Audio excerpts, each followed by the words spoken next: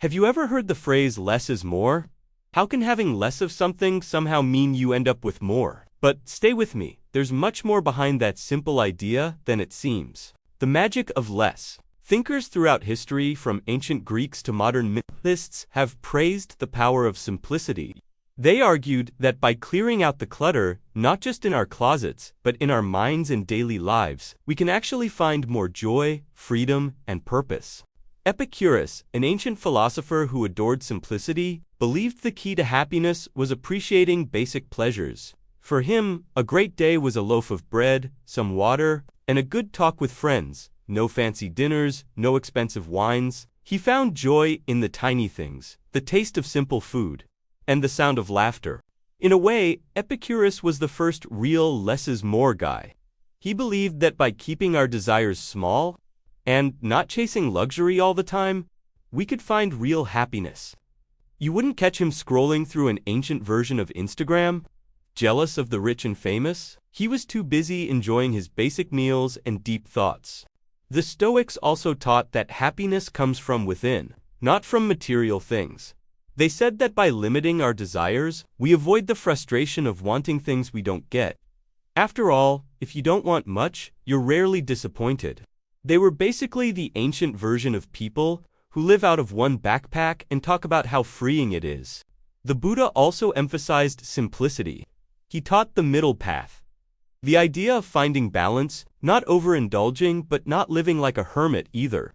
He left behind a life of luxury and discovered that neither extreme wealth nor extreme deprivation leads to happiness. Instead, he promoted moderation. Imagine Buddha at an all-you-can-eat buffet. He'd probably take some salad, a little rice, a piece of fruit, just enough to enjoy, but not so much that he needs a nap afterward. The middle path is like choosing a reliable, fuel-efficient car instead of a flashy sports car. You still get where you need to go, just without the stress and unnecessary costs. Many spiritual traditions teach that simplicity leads to inner peace, whether it's Buddhist, mindfulness, Christian humility, or the Zen concept of wabi-sabi, finding beauty in imperfection.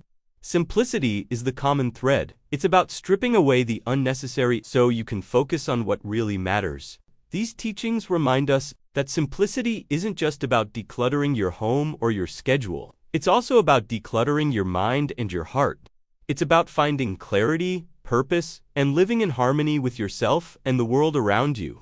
And the philosophy of less is more shows us that a simpler life is often a happier one. Modern minimalism. Minimalism today isn't just cleaning up your room. It's an entire mindset. It's about creating space for the things that truly matter. Joshua Becker, a modern minimalist voice, says, "The first step to building the life you want is to remove everything you don't." It's like that feeling when you finally delete hundreds of old emails and suddenly feel lighter. That's the minimalist dream. A calm, focused life with room to breathe. The truth is, our stuff often stresses us out more than it makes us happy.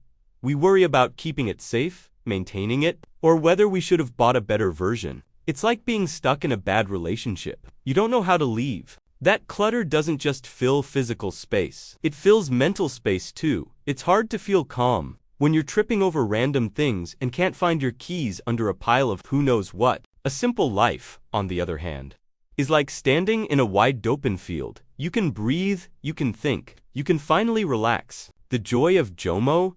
In today's hyper-connected world, we constantly hear about FOMO, the fear of missing out.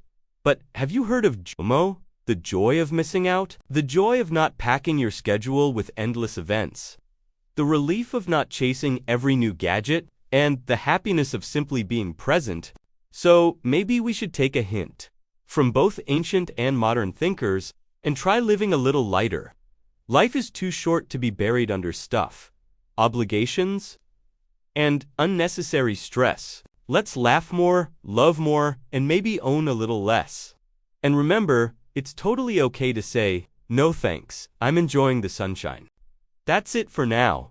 Thanks to everyone who watched. Don't forget to subscribe for more new videos, and I'll see you next time.